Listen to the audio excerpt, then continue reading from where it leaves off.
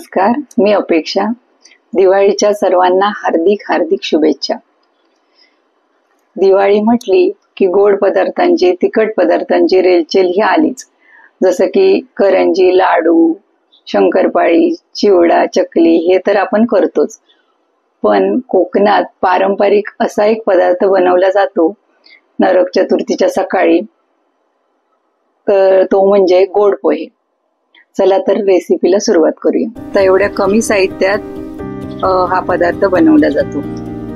मी एका चाळणीमध्ये 1 वाटी जाड पोहे घेतले, ते स्वच्छ धुवून नितळत ठेवले होते। ते आता पोहे आपण एका बोलमध्ये ट्रान्सफर करूया। दिवाळीच्या वेळी नवीन नवीन भाताचं पीक आलेलं असतं आणि त्या भाताचे गिरणीतून पोहे काढून आणले जातात आणि या ताज्या ताज्या पोह्यापासून हा पदार्थ बनवून देवाला नैवेद्य दाखवला जातो। आता इथे ते ताजे पोहे नाही आहेत, म्हणून कांदा पोह्यासाठी जे आपण जाड पोहे वापरतो तेच मी घेतले आहेत। तर या पोह्यामध्ये आपण अर्धी वाटी दूध टाकून भिजत ठेवूया।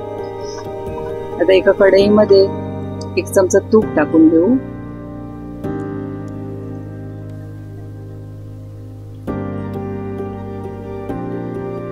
तर त्यामध्ये काजू आणि बदामाचे काप घेतले। तर आता ड्रायफ्रूट आपण आवडीनुसार घेऊ शकता, दुसरे सुद्धा। ते छान परतून घ्यायचे। थोडा ब्राउनिश कलर आला ते काढून घ्यायचे।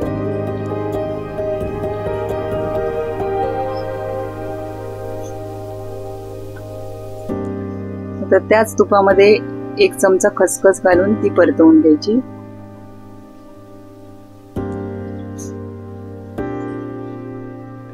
अर्धी वाटी गूळही घालायचा।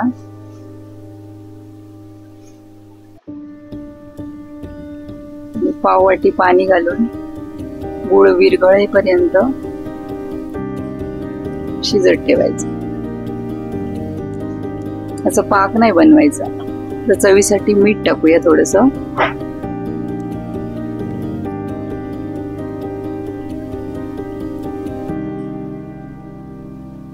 तर त्यामध्ये अर्धी वाटी खोबरं घालूया, ओलं खोबरं।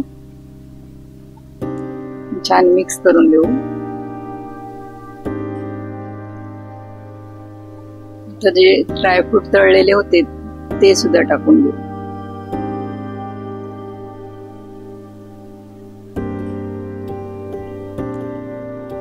जे दुधात भिजवलेले पोहे होते ना, तेही आपण आता याच्यामध्ये टाकून घेऊ आणि छान एकजीव करू।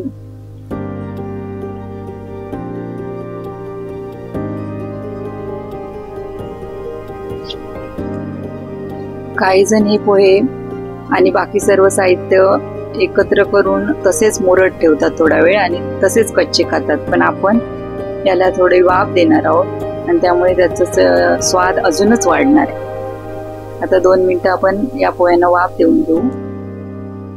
झाले वाफ देऊन।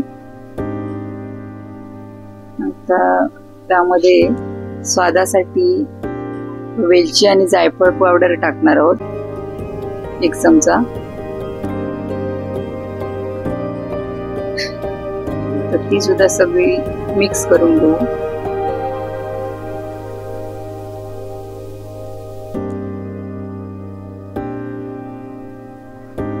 तयार आहेत स्वादिष्ट गोड पोहे।